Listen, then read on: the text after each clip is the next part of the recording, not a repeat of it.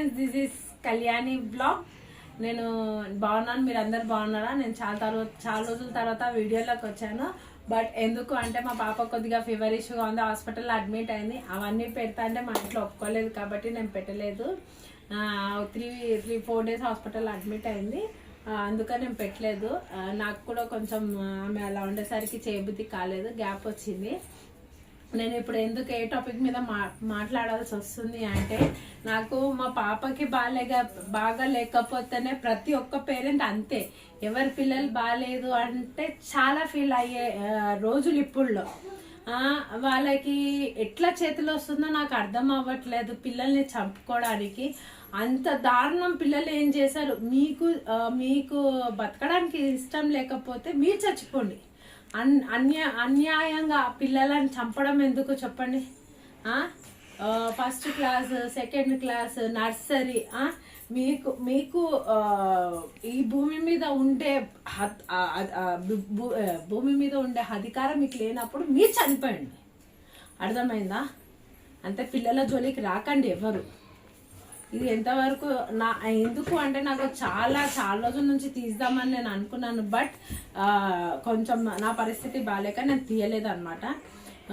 ఇప్పుడు తీయాల్సి వస్తుంది. ఎందుకంటే ఆ పిల్లలు ఎంత బాగున్నారు. ఒక ఎఫ్ఐఆర్ పెట్టుకొని వాళ్ళ కోసము 3 పిల్లలను చంపుకున్న తల్లి ఉంది.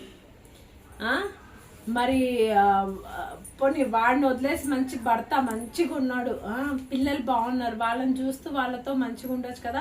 ఆమెకి అది చేత కాక పిల్లల్ని చంపుకుంది.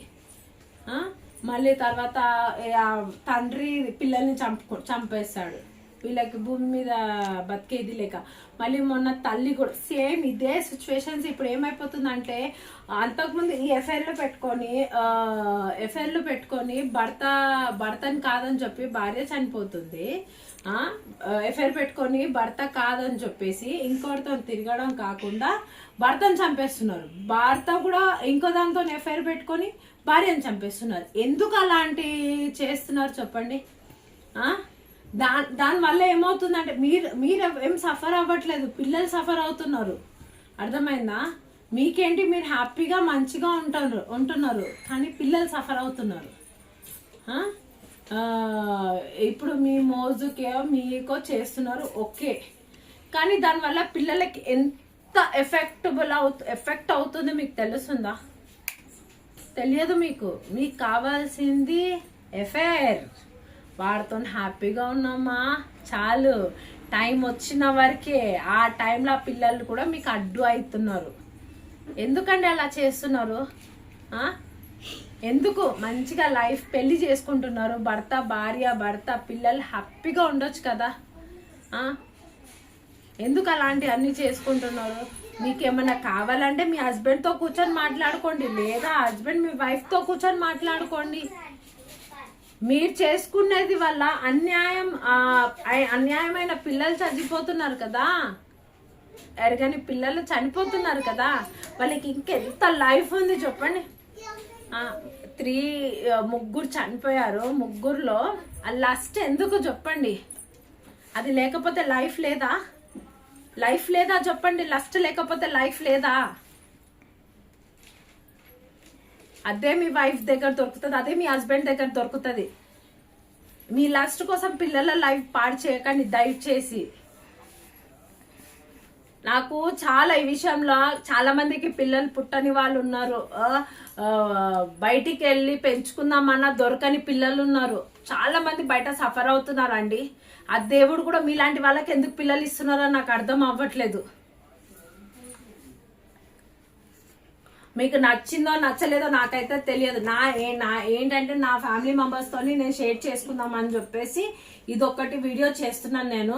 దయచేసి మీకు నచ్చితే లైక్ చేయండి, షేర్ చేయండి, సబ్స్క్రైబ్ చేయండి. ఇంకొకటి ఏంటంటే, మీకు ఉంటే ఉండనివ్వండి, అలా పిల్లల జోలికి మాత్రం రాకండి. అర్థమైందా? దయచేసి మీకు నమస్కారం పెట్టి చెప్తున్నాను, పిల్లల జోలికి రాకండి. మీ లైఫ్ ఏదో మీరు చేసుకోండి, మీరు సావండి, ఏదైనా బావిలో దుంకండి, సంబంధం లేదు. దయచేసి ఆ చిన్న పిల్లల జోలికి రాకండి. రేపు పెద్దగా అయిన తర్వాత మీరు ఇలాంటి పనులు చేస్తున్నారు, పెద్దగా అయిన తర్వాత వాళ్ళే మీకు రెస్పెక్ట్ ఇయ్యరు. చూడండి చెప్తున్నాను నేను. దాని గురించి మీ లైఫ్ ఏంటో మీరు మంచిగా మీ వైఫ్ అండ్ హస్బెండ్ పిల్లలు హ్యాపీగా ఉండండి, అందరు బాగుండాలి. ఇంకొకసారి అలాంటి పనులు చెయ్యకండి, అలాంటి పనులు చెయ్యకండి. మీకు నచ్చితే లైక్ చేయండి, షేర్ చేయండి, సబ్స్క్రైబ్ చేయండి. అందరు వీడియోస్ చూస్తున్నారు కానీ అక్కడ బెల్ అనే బటన్ ఇలా కాలి ఇట్లా ప్రెస్ చేయండి చాలు. సబ్స్క్రైబ్ పెరిగిపోతారు. ఎవరు సబ్స్క్రైబ్ చేయట్లేదు ఎందుకు? మీకు ప్రాబ్లం ఏంటి? కింద కమెంట్ బాక్స్లో పెట్టండి దేనివల్ల చేయట్లేదు. ఇదైతే మీకు నచ్చిందో నచ్చలేదో తెలియదు కానీ నా ఇంటెన్షన్ అయితే నేను చెప్పానండి. Bye bye.